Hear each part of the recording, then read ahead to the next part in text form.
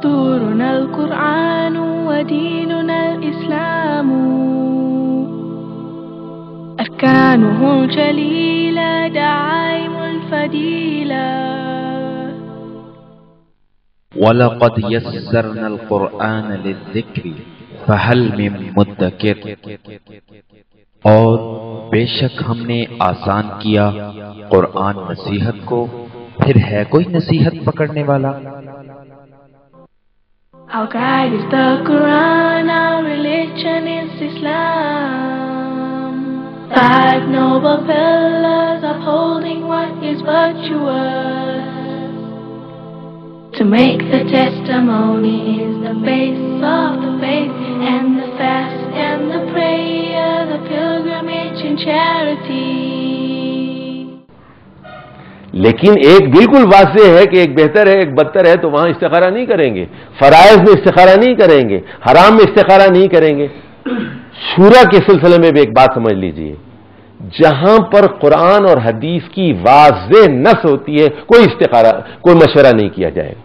مشورہ وہاں کیا جاتا ہے جہاں نصوص نہیں ہوتی، جہاں ایک سے زیادہ آراء ہوتی ہیں، پھر وہاں اس کے حسن و قبح پر گفتگو ہوتی ہے کہ اس کے فوائد کیا ہیں، نقصانات کیا ہیں، میرٹس کیا ہیں، ڈی میرٹس کیا ہیں، اور یہ ہے اسلام کا شورائی نظام۔ اب تفصیل کا موقع نہیں ہے، ذرا اس کے پیراگرافنگ کو سمجھ لیجئے۔ پہلے پیراگراف میں بتایا گیا ہے کہ قرآنی وحی اور صفات الہی کا تعارف اور شرک کا اقتال ہے۔ دوسرے پیراگراف میں اقامت دین کی مشروعیت ہے، یعنی اس کو فرض ٹھہرایا گیا ہے۔ تیسرے پیراگراف میں مشرکین مکہ کی خود ساختہ شریعت کا ابطال کیا گیا ہے، یہ اللہ کی شریعت ہے، یہ انسانوں کی شریعت ہے، یہ فرض ہے، یہ حرام ہے، اس کو مٹانا ہے۔ چوتھے پیراگراف میں اہل ایمان کا اجر اور ان کی صفات اور دلائل توحید و آخرت ہے۔ یہاں مشرکین و کافرین کا انجام بتایا گیا ہے، اور یہاں اس دعوت کو قبول کرنے کی اپیل کی گئی ہے اور انفس کے دلائل دیے گئے ہیں۔ آخر میں بتایا گیا ہے کہ وحی کے 3 طریقے ہیں، کسی نبی پر وحی 3 طریقے سے آتی ہے، اور چوتھے کا ذکر جو ہے سورہ صافات میں ہے۔ وحی کیا چیز ہے سنیے۔ پہلی چیز، وحی کا پہلا طریقہ یہ ہے، آپ بیٹھے ہیں، آپ کے دل میں ایک بات ڈالی جاتی ہے، اشارہ کہتے ہیں اس کو، وحی یا اشارہ کہتے ہیں۔ اور جب رسول کریم صلی اللہ علیہ وسلم پر وحی نازل ہوتی تھی اور آپ کا ہاتھ یا سر فرض کیجئے حضرت عائشہ کے اوپر ہوتا، تو حضرت عائشہ کہتی ہیں کہ ایسا معلوم ہوتا تھا کہ کوئی پہاڑ میرے اوپر جو ہے اس کا بوجھ ہے۔ یا اسی طرح جب کسی اونٹ پر رسول کریم صلی اللہ علیہ وسلم سفر کر رہے ہوتے اور وہی نازل ہوتی تھی اور یکایک آپ کی حالت بدل جاتی تھی، اس وقت تو اونٹنی بوجھ کے مارے بیٹھ جاتی تھی، اور وہی کا یہ عالم ہوتا تھا کہ جاڑے کی سرد راتوں میں آپ کو پسینہ آ جاتا تھا اور آپ تکلیف محسوس کرتے تھے، اور انا سنلقی علیک قولا ثقیلا، تو یہ دل میں بات ڈال دی جاتی تھی، ایک طریقہ ہے۔ دوسرا یہ ہے کہ اللہ تعالیٰ پردے کے پیچھے سے گفتگو کرتا ہے، من ورائی حجاب، دوسرا طریقہ ہے۔ اور جیسے حضرت موسیٰ جو ہے وہ آگ دیکھی تو وہاں گئے، تو وہاں دیکھا کہ ایک درخت ہے جو روشنی میں نہایا ہوا ہے، اور درخت کے پیچھے سے آواز آئی، موسیٰ اننی انا اللہ، میں اللہ ہوں۔ یہ معراج کے موقع پر اللہ تعالیٰ نے نبی کریم صلی اللہ علیہ وسلم سے پردے کے پیچھے سے گفتگو فرمائی، اللہ کو نہیں دیکھا، پردے کے پیچھے سے۔ اب وہ طاہر القادری صاحب کہتے ہیں کہ انہوں نے اللہ کو دیکھا تھا۔ بھئی کہاں سے دیکھا؟ کوئی دلیل بتاؤ، دلیل بتاؤ نا، کوئی قرآن کی آیت بتاؤ، کوئی حدیث بتاؤ، دلیل کوئی نہیں، اللہ کو دیکھا تھا۔ اور ایک صاحب تھے حفظ الرحمان سیوہاروی، کانگریس کے مشہور عالم تھے، قصص القرآن والے، وہ کہتے ہیں دلیل تو کوئی نہیں، قرآن کی کوئی دلیل نہیں، حدیث کی کوئی دلیل نہیں،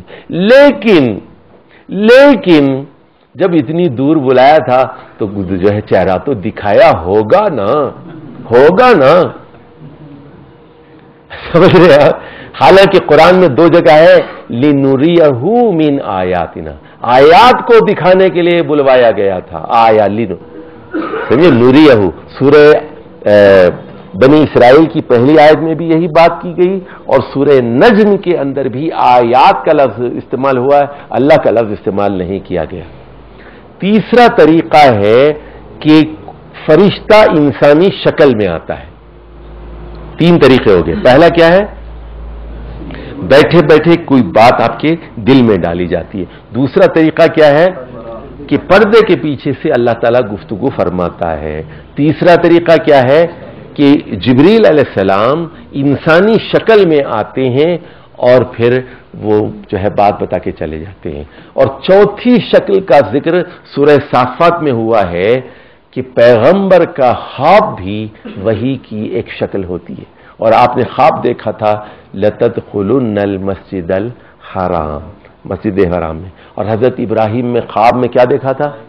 کہا کہ میں اپنے انی ارا فی المنام ان اصبحک، میں نے خواب دیکھا ہے کہ میں اپنے بیٹے کو ذبح کر رہا ہوں۔ تو یہاں یہ آخری پیراگراف میں وحی کے تین طریقے بتائے گئے، اور اس کے بعد رسالت محمدی کے سلسلے میں بتایا گیا کہ اے محمد صلی اللہ علیہ وسلم، آپ جو ہے کذالک اوحینا الیک روحا من امرنا ما کنت تدری ما الکتاب ولا الایمان۔ نقطہ سن لیجئے، آپ کو 40 سال پہلے تک نہ ایمان کا پتہ تھا نہ کتاب کا پتہ تھا۔ ما کنت تدری ما الکتاب ولا الایمان۔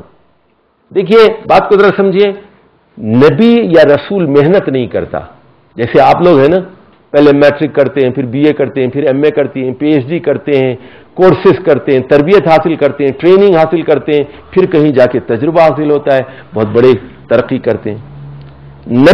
نبی جو ہے کسی اسکول میں نہیں جاتا، یکا ایک 40 سال میں یکا ایک اس کے اوپر علم آتا ہے۔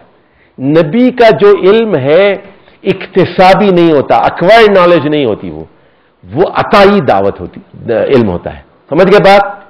آپ کا علم، میرا علم کیا ہے؟ محنت سے ہم نے علم حاصل کیا ہی، مدرسے میں گئے، کالجوں کے پاس گئے، علماء کے پاس گئے، محنت سے علم حاصل کیا۔ ہمارا علم کیا ہے؟ اکتسابی ہے۔ اور نبی کا علم کیا ہوتا ہے؟ یہ وہبی ہوتا ہے، عطائی ہوتا ہے، اللہ کی دین ہوتا ہے، یکایک آتا ہے۔ اس لیے فرمایا کہ اس وحی کے ذریعے سے آپ کو علم دیا گیا ہے، ما کنت تدری ما الکتاب ولا الایمان، آپ کو پتا ہی نہیں تھا کہ کتاب کیا چیز ہوتی ہے، ایمان کیا ہوتا ہے۔ اقول قولی ھذا واستغفر اللہ لی ولکم ولسائر المسلمین واستغفروا انہ ھو الغفور الرحیم۔